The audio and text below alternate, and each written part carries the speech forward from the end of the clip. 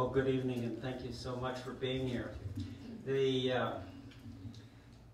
I didn't know exactly what Anne and Sue Douglas were setting me up for, but I'll tell you a little bit of our story. Joel was born with Down syndrome in 1972, and later on, when he entered school at the age of 3, shortly thereafter, I moved from being an administrator to back to teaching. And then in 1986, we set up a trust to protect Joel should we get run over by our truck or when we expire.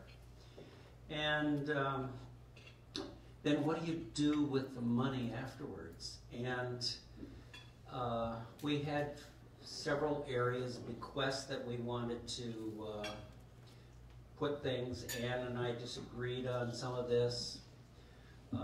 She's far more a detailed person than I am. I mean, this woman is fantastic. She's been an ex-president of the American Library Association. As a high school librarian, she was a national leader. And Bruce Johnson, who was the superintendent at the time, supported her adventures into the American Library Association. I am not a detailed person. She's concrete, sequential. She knows what she's going after and can do it. Well, in 2005, we wandered over to Russia for 6 years. We went over there for a 2-year contract, too. And Anne worked and I played. And we began to ponder the trust.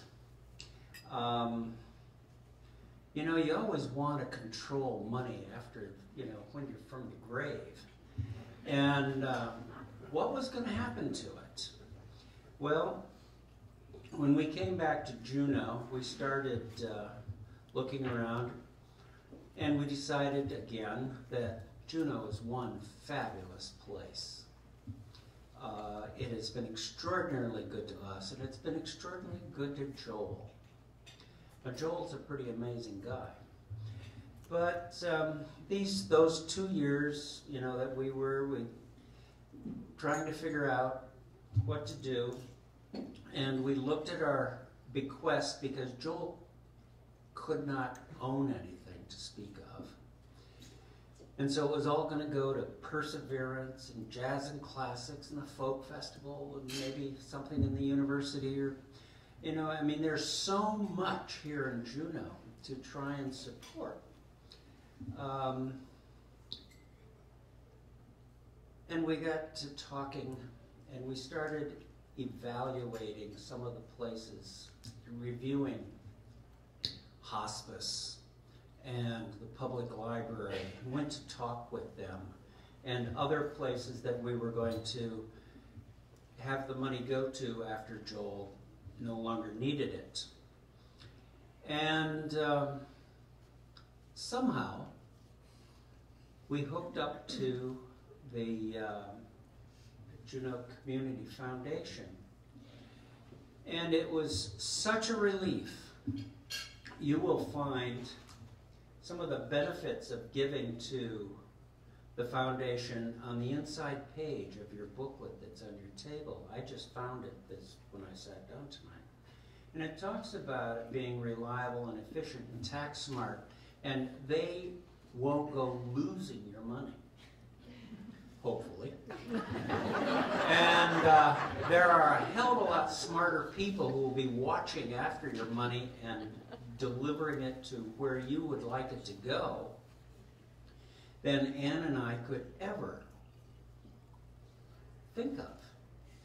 And so we decided to hook onto the Juneau Community Foundation wagon and donate our money, a lot of whatever that's left, to them. And it will still go to places and things that we think find a value. I mean, we're a relatively liberal household, so it'll, still cover things like hospice and the library and various agencies. Whereas before, I mean, as an example, we were going to give money to the Southern Poverty Law Center, but while we were reviewing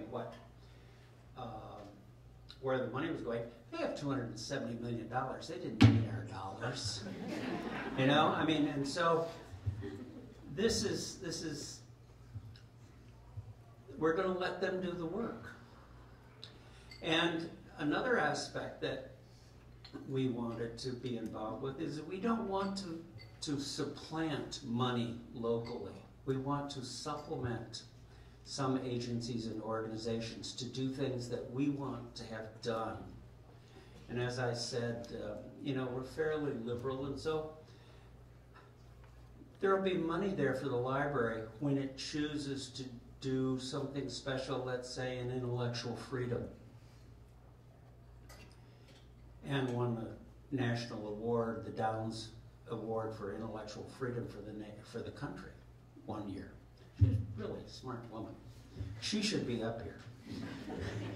But we no longer have to worry about it. And so it's made it so easy. And I would suggest very strongly that you consider the foundation in your bequest, because it's pretty nice. Thank you very much.